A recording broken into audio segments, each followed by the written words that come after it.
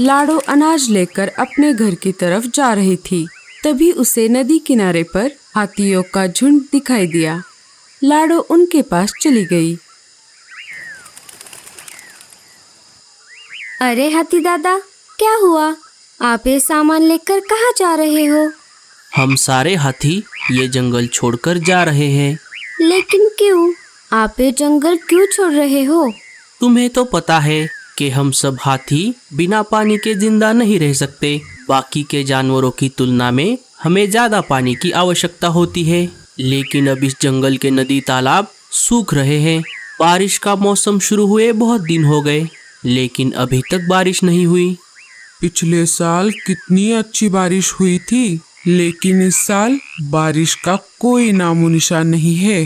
हाँ, अगर ऐसा ही चलता रहा तो हम सब मछलियाँ बिना पानी के मर जाएंगी। आप सब ठीक कह रहे हो। बारिश का मौसम शुरू हुए बहुत दिन हो गए। अब तक तो हमारे जंगल के नदी तालाब बारिश के पानी से भर जाने चाहिए थे। आप सब चिंता मत करो, मैं आप सब की बात राजा जी तक पहुंचाती हूँ। वो इस मुसीबत से हम सबको जरूर निकालेंगे। हाथी दादा, आप ये जंगल छोड़कर मत जाओ। आपके बिना ये जंगल अधूरा है। आप थोड़े दिनों तक बारिश के आने का इंतजार कीजिए।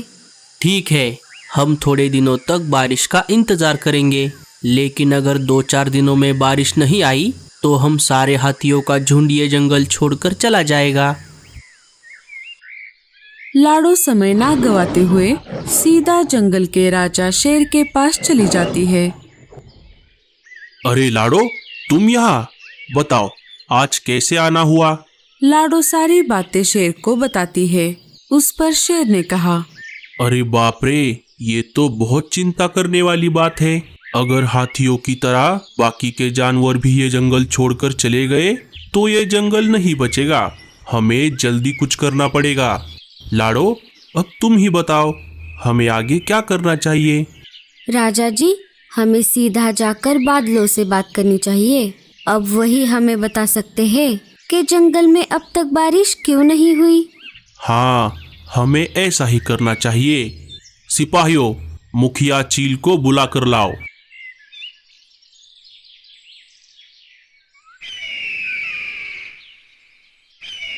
मुखिया चील, तुम अभी निकलो और आसमान में बादलों की तरफ जाओ। उनसे पूछो कि हमारे जंगल में अभी तक बारिश क्यों नहीं हुई। जी राजा जी।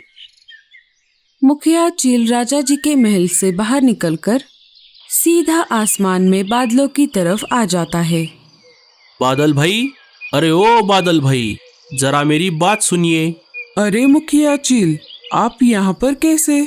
बताइए, मैं आपकी क्या मदद कर सकता हूँ? अरे नहीं बादल भाई, मुझे आपकी कोई मदद नहीं चाहिए। दरअसल मुझे राजा जी ने यहाँ पर भेजा है। उन्होंने मुझे आपसे ये पूछने को कहा है कि बारिश का मौसम शुरू हुए तो बहुत दिन बीत गए, लेकिन आपने अभी तक हमारे जंगल पर बारिश नहीं की। ऐसा क्या हो गया जो आप बारिश नहीं कर रहे?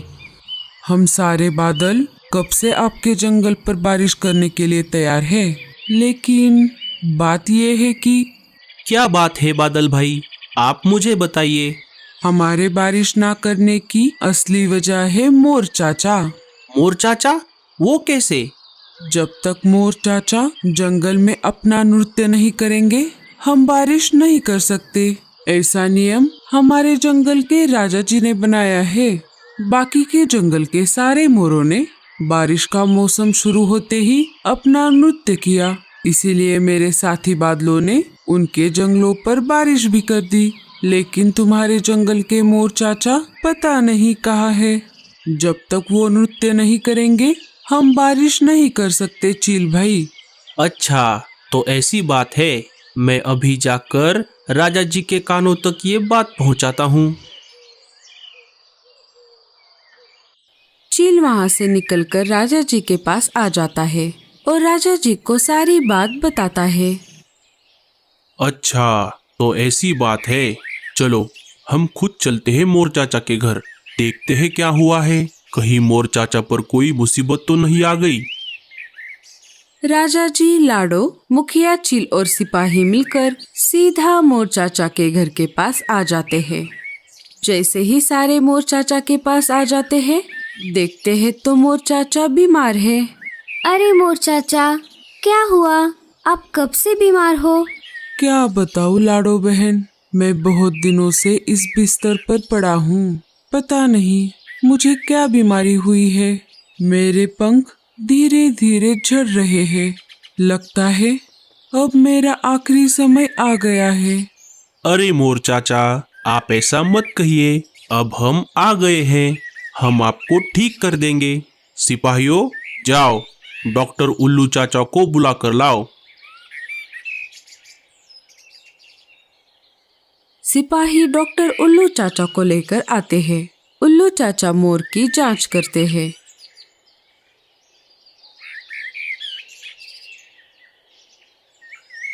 राजा जी, मोर चाचा को एक दुर्लभ बीमारी हो गई है जिसका इलाज मेरे पास नहीं है, लेकिन हाँ, मैं किसी को जानता हूँ जो मोर चाचा को ठीक कर सकते हैं। कौन है वो? हमें उनके बारे में बताइए। हमारे जंगल के ऊंचे वाले पहाड़ी पर एक बहुत बड़ी गुफा है। उस गुफा में एक बुजुर्ग उल्लू रहते हैं। मैंने भी उन्हीं से डॉक्टर की शिक्षा ली है। वो हमें मोर चाचा की बीमारी पर जरूर दवाई बना कर दे सकते हैं। ठीक है, मैं अभी मुखिया चील और कालू को वहाँ पर भेजता हूँ। कालू इस जंगल का चप्पा चप्पा जानता है, वो मुखिया चील के साथ जाएगा। मुखिया चील और कालू कौवा उस गुफा की तरफ निकल पड़ते हैं। 1-2 दिन लगातार सफर करने पर आखिरकार वो दोनों गुफा के पास आ जाते हैं। ये वही गुफा होनी चाहिए जिसके बारे में डॉक्टर उल्लू चाचा ने बताया था। दोनों अंदर चले जाते हैं। अरे, तुम दोनों कौन हो और यहाँ क्या कर रहे हो? कालू सारी बात बुजुर्ग उल्लू को बताता है। अच्छा, तो तुम्हें सहारा जंगल के उल्लू ने भेजा है। वो मेरा ही चेला है। मैं आपको दवाई तो बना कर दूंगा, लेकिन एक दिक्कत है। कैसी दिक्कत उल्लू दादा? दवाई बनाने में जो सामग्री लगती है, उनमें से एक वनस्पति मेरे पास अभी नहीं है। अगर वो तुम मुझे लाकर दोगे तो मैं आपको दवाई बनाकर दूंगा। कहाँ मिलेगी वो वनस्पति? इस गुफा के उत्तर दिशा में एक बहुत बड़ी पहाड़ी है। उस पहाड़ी के टीले पर वनस्पतियों के बहुत सारे पौधे हैं। उन वनस्पतियों के पौधों में से उनमें से जिस भी पौधे पर लाल कलर के फूल होंगे, उसी में से 4-5 पौधे तुम्हें लाने होंगे। अच्छा ठीक है, मैं वो वनस्पति आपको ला कर दूंगा। कालू, तुम यहीं रुको, मैं जल्दी से जाकर आता हूँ। चील जल्दी से जाकर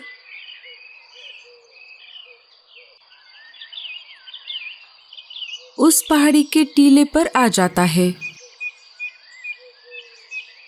और उसी लाल कलर के फूलों वाले वनस्पति के 4-5 पौधों को निकालकर वापिस गुफा में आ जाता है। बुजुर्ग उल्लू उस सारी सामग्री से दवाई बना देते हैं और उन दोनों को दे देते हैं।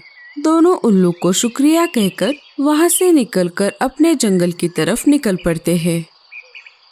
रास्ते में ना रुकते हुए दोनों जितना जल्दी हो सके उतनी जल्द मोर चाचा के घर आ जाते हैं। जैसे बुजुर्ग उल्लू ने कहा था, उसी मात्रा में डॉक्टर उल्लू चाचा मोर चाचा को दवाई पिला देते हैं। कुछ दिन गुजर जाते हैं। सारे पंछियों के मेहनत की वजह से मोर चाचा अब धीरे धीरे ठीक होने लगते हैं। कुछ दिन और गुजर जाने के बाद मोर चाचा अब बेहतर महसूस कर रहे थे। उनके नए पंख भी आ गए थे। मोर चाचा ने नृत्य करने का फैसला लिया और जंगल के खुले मैदान में आकर नृत्य करने लगे। ये सारा नजारा बादल ऊपर से देख रहे थे। जैसे ही उन्होंने देखा मोर चाचा नृत्य कर रहे हैं, उन्होंने जंगल में बारिश करना शुरू कर दिया। लगातार 2 दिन तेज बारिश करने पर जंगल के सारे नदी तालाब भर जाते हैं। हाथियों का झुंड जंगल छोड़ने का फैसला बदल देते हैं। ये सब देखकर जंगल के सारे पंछी बहुत खुश हो जाते हैं। तो दोस्तों, कैसी लगी आपको हमारी ये कहानी? क्या आपने बारिश में मोर को नृत्य करते हुए देखा है? हमें कमेंट्स में जरूर बताना। Thank you.